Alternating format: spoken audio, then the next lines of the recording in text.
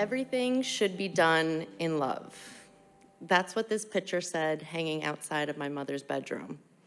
And one day before school, I decided to read it out loud.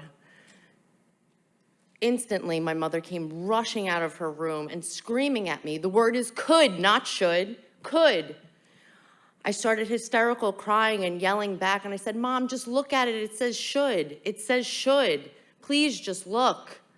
She stopped, she ripped the picture off the wall, and she grabbed me in her arms and she said, my daughter's so smart, she's smarter than me. I was 6 years old, and moments like that would happen more often, more frequently. She would become irrational, angry in an instant, and then all of a sudden suffocate me and my sister with so much love and protection. I always put my mother on this pedestal. She was the type of person that could walk into a room and grab everyone's attention. And it wasn't because she was so beautiful. She was beautiful. But it was because of just the energy shift, the light that just seemed to follow her wherever she went. She got mistaken for Cher a lot with these long legs, long black curly hair. Her smile was contagious. She grew up in a Sicilian household, and so she grew up needing to be quiet, opinionated, and very strong. Right out of high school, she tried out modeling, and they told her she needed to change her nose to go any further, and she refused. And I may not have gotten those legs, but I did get that nose. You guys are laughing like that's true. Anyways, I couldn't stay mad at her. She had this smile that you couldn't be mad at. It was contagious. My mom never wanted us to see the challenges we were facing. We might not have had electricity at times, and we moved around a lot, but she always made it seem like we were just on an adventure. But that adventure started to change. And one day she sat me and my sister down and said, tomorrow, Grandma, me, Uncle Gasper, and Aunt MaryAnn are gonna pick you up early from school, and we're gonna find out if I have Huntington's disease. Huntington's disease. All I know about Huntington's disease is that my grandfather and that my aunt died. So if my mother has this, that means she's gonna die. That's all I heard. She tried to explain it, but that's all I could think of, that she was gonna die. She said, if I have it, I'm just gonna tell you both how much I love you, big hugs and kisses. My mom walked out of the room as me and my sister are sitting in the waiting room. At the corner of my eye, I see my grandmother fall over her walker and start hysterical crying. My mother takes me and my sister in her arms and says, I love you both so much, big hugs and kisses. Literally the words that will change my life forever. I went from 10 years old to 40 years old in seconds. Everything froze around me. I didn't cry, I just stared, and I just thought, I'm gonna take care of my mom and my sister forever. This is it.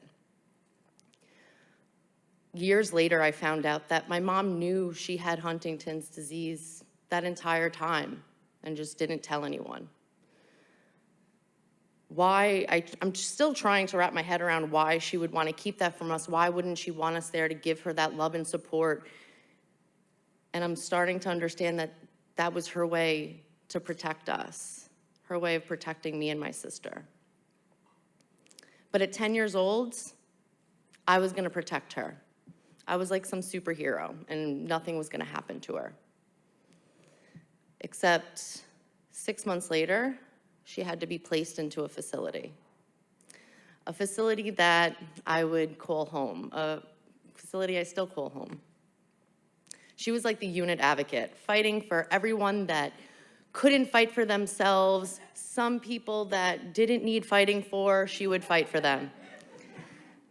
But most of all, she would fight for me and my sister, literally.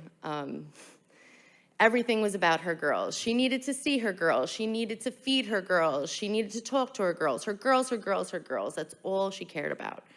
She was banned from more units in the hospital than she was allowed on. She was sent out more times than I could ever remember, but it was all about her girls. She would carry around this huge pocketbook of photo albums, like an embarrassing photo albums of pictures of me and my sister. And she would show anyone and everyone that she passed, anyone that would look. We would ride the elevator and she would be like, my girls, my girls. And she would start screaming about her girls and passing around these photo albums. And I'm like, Mom, stop, we're right here. They can see us, they don't need to see pictures.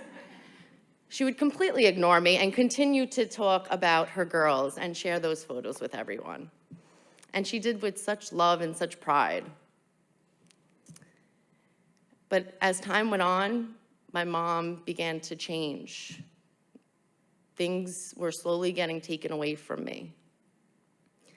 At that same time, I was changing too. I was struggling. I couldn't control what was going on around me. I couldn't control what was going on with my mom. I couldn't control what was going on within myself. I was depressed, anxious, suicidal, but most noticeably, I was losing a lot of weight. And I've always struggled with my weight. So, losing weight, people would say, oh, you look so great, what are you doing, right? But this time was different. This time, people were saying, you look sick. You need to just eat. You really don't look good. You need to do something. So I did something. What did I do? I isolated myself. I ignored everyone. I avoided everyone in my life. Everyone except my mom. I dropped out of school. All I did was go to work and go see my mom. I would walk in her room, climb into her bed, and just hold her. And she would hold me, and she would just tell me how much she loved me. No matter what I looked like, no matter how I felt about myself, I knew my mother loved me. And I was the most beautiful human being to her. Even when she couldn't even say it, I knew and felt that unconditional love. With her is where I felt safest, honestly. Until I got to a really unsafe weight, my dad told me that I had to go to the doctor. The doctor told me, listen, you barely weigh 80 pounds right now, and if you keep going, you're gonna die soon. So what did I do? I ignored him because I was fine, right? I avoided him just like I avoided everybody else in my life. I avoided their screams and their cries for help to me and to each other, family and friends. I ignored everyone. That same day, my sister came home and she said, with tears in her eyes and fear in her voice, she yelled at me and began to cry and said, MaryAnn, I'm watching Mom die and now I'm watching you. You need to do something. I can't lose you. So I agreed. I said, I'll do whatever you need. So I signed up for treatment that week. I did it for her, not for me, because I was fine. 10 weeks turned into a lot longer than 10 weeks, and I was on this journey of healing.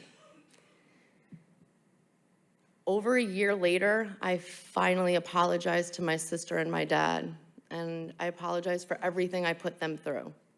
And I finally acknowledged the fact that I did have a problem.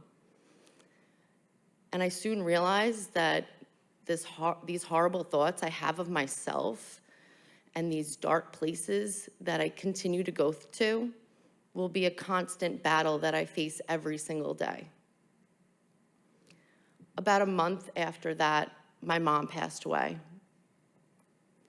I like to think that my mom knew I was on this healing journey. And she knew that me and my sister were gonna be okay, that we were strong enough to love and protect each other just like she did for us. People tell me all the time that I remind them so much of my mom, that I have that same energy, that same light that got me through some of the darkest times of my life, and still do. That light just like that sign she ripped off that wall shows me that everything should be done in love. Thank you.